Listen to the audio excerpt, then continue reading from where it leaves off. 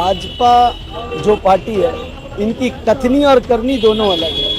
और कंगना रनावत को पता नहीं, जिसके लिए 2014 में मुल्क आज़ाद हो, ऐसे लोगों की बातों का आप क्या मायने लेंगे। इनको लगता है 2014 में देश आज़ाद हुआ है, मगर वो गलती से हादसा ही समझ लीजिए इस देश के लिए कि वो MP भी बन गई है। ये देश का दुर्भाग्य है। लोगों का सम्मान है, मगर गलती तो इंसान से ही होती है। क्या कीजिएगा, एक गलती हो गई मंडी के लोगों से, उनको भी अफसोस होता होगा कि हाय हमने क्या गलती कर दिया। कि जिस सांसद को भेजा है वो क्या रही है, उटपटांग बातें कर रही है। वो मुद्दे की बात करे ना, मंडी के लोगों के बारे में बात करे। वो बात करे कि देश को किस तरह विकास के राह पे लिया जाए।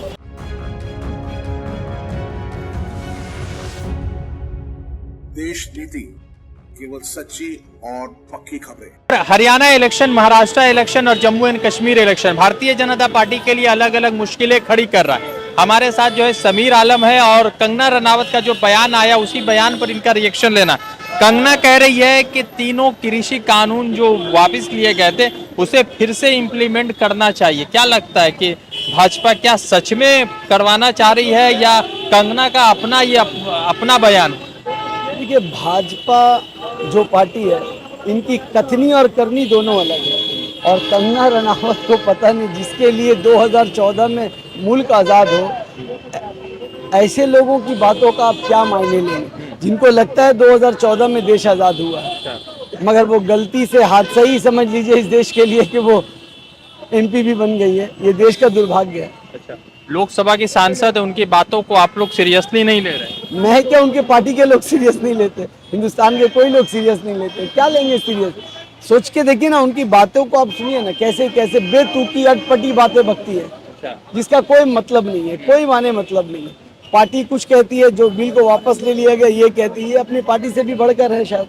लगता है कि ये मतलब अपनी पार्टी, उनके सोच और मतलब BJP के सभी नेताओं से बड़ी नेता ये हो गई, यही लगता है। ऐसा नहीं लगता है कि आप लोग जैसे कांग्रेस वाले कहते हैं कि मंडी के मतलब के उनका कंगना का बयान नहीं लेते तो मंडी के जिन लोगों ने 10-12 लाख वोट उनको दिया उनका कोई सम्मान नहीं?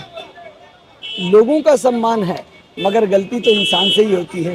क्या कीजिएगा, एक गलती हो गई मंडी के लोगों से, उनको भी अफसोस होता होगा कि हाय हमने क्या गलती कर दिया।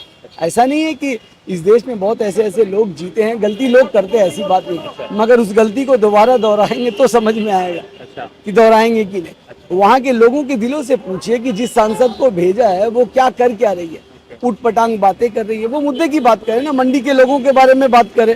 वो बात करे कि देश को किस तरह विकास के राह पे लिया जाए। वो बात जो करती है, कभी राहुल गांधी पे टिप्पणी करती है, कभी किसानों पे कुछ बोलती है। आपने देखा कुछ दिन पहले किसान की बेटी ने उसे थप्पड़ जड़ दिया था। आखिर क्या वजह थी? उनकी उटपटांग बातों की वजह से लोग नाराज हैं। ये मेरा सवाल है कि क्या, जैसे उन्होंने कहा कि 3 कृषि कानून वापस लाने चाहिए, अगर बिल वापस होता है तो आप लोग विरोध प्रदर्शन करेंगे? मतलब पूरा रास्ते पे उतरेंगे, जिस तरह पहले थे अभी भी हम उतरेंगे। क्या मजाक हो रहा है इस देश के लोगों के साथ, किसानों के साथ मजाक कर रहे हैं आप बिल वापस लेते फिर बिल लाएंगे। और ये अगर ये मंशा BJP की है कि कंगना रनावत के जरिए वो अपनी अंदर की इच्छा को लाना चाह रहे हैं, तो वो BJP के लोग भी जान ले और वो सरकार भी जान ले, कंगना रनावत भी जान ले कि आपकी फिजूल बातों के लिए इस देश के पास वक्त, और आप उटपटांग बातें करना बंद करें। अमित शाह कह रहे हैं कि ईद और मुहर्रम में 2-2 सिलेंडर फ्री में मिलेगा। जम्मू एंड कश्मीर विधानसभा चुनाव को लेकर, और आज वहां पर 25 तारीख था, दूसरा फेज का इलेक्शन भी हुआ। देखिए, ये वोट के लिए अमित शाह और BJP के लोग कुछ भी कर सकते हैं। जो गाय UP में मम्मी है, वही गोवा में यम्मी है। गोवा में जब जाते हैं तो BJP के नेता कहते हैं, मुसलमान को याद क्यों कर रहे हैं? क्योंकि वो जानते हैं कि कश्मीर में मुसलमानों की पॉपुलेशन ज़्यादा है, उनको सत्ता बनानी है, उनको कोई फर्क नहीं पड़ता, तो मुसलमान को लुभावन दे दे। फिर कहीं ये ना कह दे कि ये तो जुमलेबाजी थी, जिस तरह मोदी जी के बयान पे उन्होंने कहा ये जुमलेबाजी थी। 500 में सिलेंडर हरियाणा में देने की बात हो रही है, 450 में पहले क्यों नहीं दिया उन्होंने? सवाल तो ये है। आज आप देने की बात कर रहे, पहले 10 साल आपकी सरकार थी, आपने क्यों नहीं दिया? आज क्यों याद आ रहा है? इलेक्शन का वोट आएगा, आपको याद आएगा, अलग अलग लुभावन योजनाएं बनाएंगे। 10 साल आप हरियाणा में थे, 10 साल में आपने क्यों नहीं दिया, 500 में 400 में क्यों नहीं दिया सिलेंडर, ये जवाब दीजिए आप। अब देंगे इलेक्शन का, सिर्फ चूरन देंगे, ये बेवकूफ बनाएंगे, ये धोखा देंगे को ये। लेकर संजय गायकवाड़, फिर उसके बाद नीलेश कुछ करके लोकसभा के सांसद, राज्यसभा के भाजपा, वो कह रहे 11 लाख रुपया दीजिए, जमान काट के लाइए, 11 लाख ले लीजिए। कोई कह रहा है कि वो आतंकवादी हैं, कोई कह रहा है कि उनका हश्र इंदिरा जैसा होगा। तो राहुल गांधी के जान से मारने की इस तरह से धमकी चल रही है, कांग्रेस और राहुल गांधी के सिपाही लोग क्या सोचते हैं? देखिए, सबसे पहली बात तो कुछ छोटे मोटे नेता हैं, वो चाहते हैं कि इस तरह का बयानबाजी करके बीजेपी में कोई ऊंचा पद पाले, पहली चीज। और रहा बात इंदिरा गांधी जैसा हश्र होगा, तो राहुल गांधी खुद कहते हैं डरो मत। और इंदिरा गांधी ने इस देश के लिए, इस देश के लोगों के लिए जान दी है।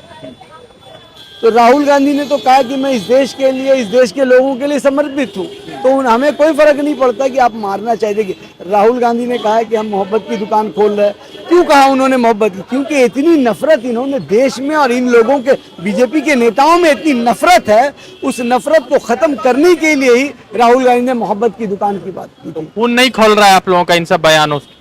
हमारा खून खोलता भी है, मगर हम गांधी जी, मौलाना आज़ाद के आदर्शों पे चलने वाले लोग हैं। हमने अंग्रेजों को भगाया है, और हम इसी देश में इस भाजपा को भगाएंगे भी, और इनके सर से पागलपन का भूत उतारेंगे। तो समीर आलम थे, समीर आलम से बात हो रही थी कंगना रनावत हरियाणा इलेक्शन, महाराष्ट्र इलेक्शन को लेकर। आप क्या सोचते हैं, बताइएगा कंगना के बयान को लेकर क्या सोचते हैं? वैसे कंगना ने सार्वजनिक तौर पर इस बयान के लिए माफी मांग ली है, अपॉलॉजी लिखा, मगर हरियाणा इलेक्शन करीब है, इसको लेकर आप क्या सोचते हैं कमेंट में बताइएगा। देश नीति के प्लेटफॉर्म से आपका स्वागत है।